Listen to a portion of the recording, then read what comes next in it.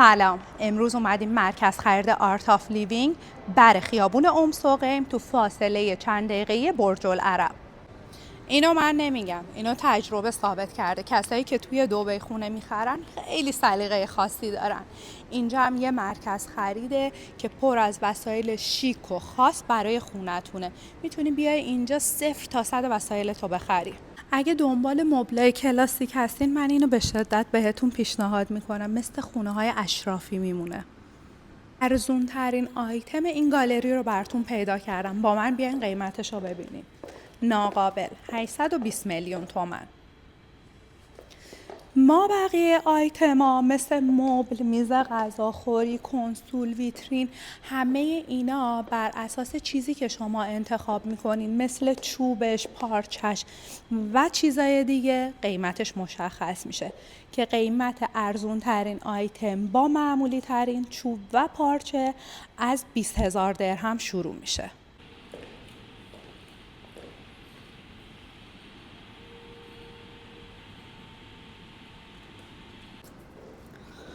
اینجا هم میتونید پارچه‌ای که برای مبل میخواین انتخاب کنید، رنگش، طرحش و این قسمت هم چوبایی که میخواین استفاده بشه که یه سریاش کنده کاری شده است، یه سریاش هم ساده.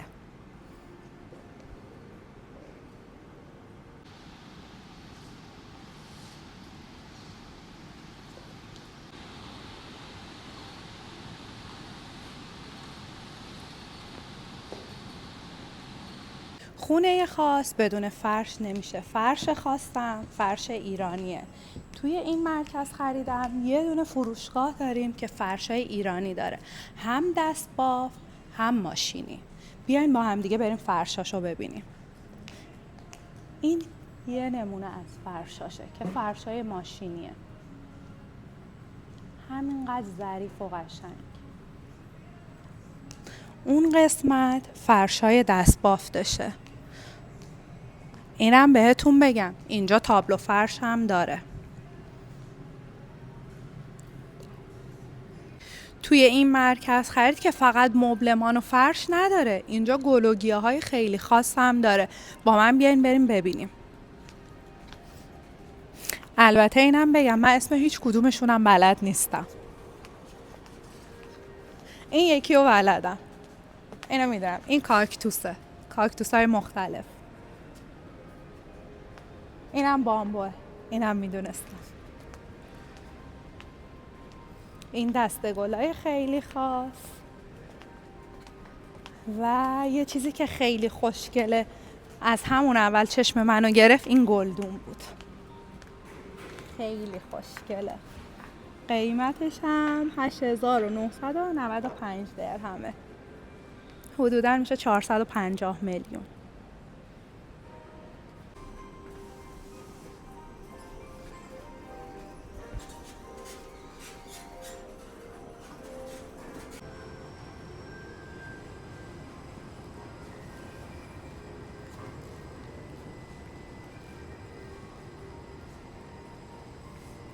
اگرم خسته شدین و دلتون خواست یه چیز خیلی خوشمزه یا نوشیدنی خنک بخورین، این کافه رو که وسط ماله بهتون پیشنهاد میکنم. چیزای خیلی خوشمزه‌ای داره. اگرم خرید نکردین حداقل بیاین این کافه خوراکیاشو امتحان کنید.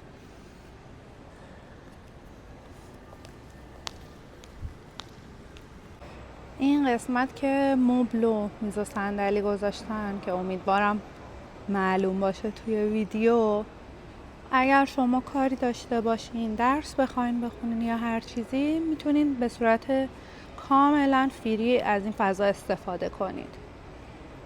و اینم یه نمای دیگه از این مرکز خرید.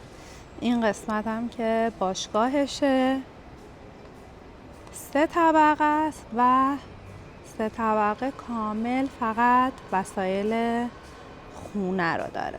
مبل و میز و صندلی و فرش و هر چیزی که برای تکمیل یه خونه نیازه. گالری خیلی خاص و شیکم ایرانیه که کلی وسایل آنتیک و خاص داره که البته مبلمان هم داره و اگر چیزی مد نظرتون هست میتونید بهشون سفارش بدین، تو کمترین زمان ممکن با بهترین قیمت به دستتون میرسونن، البته اگه ساکن دبی هستین.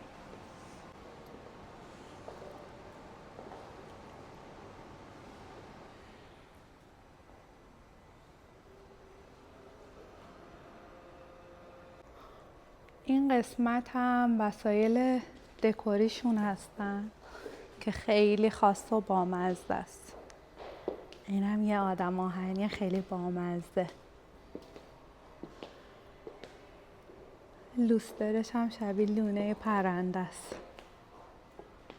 خیلی وسایلی که توی این گالری هست خاص و متفاوته. ایرانی یه چیزی که همیشه همراه خودش داره چای نباتشه. توی این گالری هم برای پذیرایی براتون چای نبات میذارن، گل محمدی، دارچین، هل و لیمو. خیلی قشنگه نه؟ اینم یه دونه مغازه عود و شمعه که شما میتونید عود تو سایزهای مختلف ازشون بخرید با رایه های مختلف. اینم شمعاشونه. عودو میبینید تا چه سایزی داره و اینا که سایزهای کوچیکترش میشه. هر بویی که بخواین اینجا دارم. اگه از این سبک ویدیو خوشتون میاد حتما برام کامنت بذارین، به هم بگین دوست دارید بازم مرکز خریدهای دیگر رو بهتون نشون بدم یا جاهای دیدنی دبی ببرمتون. تا ولاگ بعدی، خداحافظ.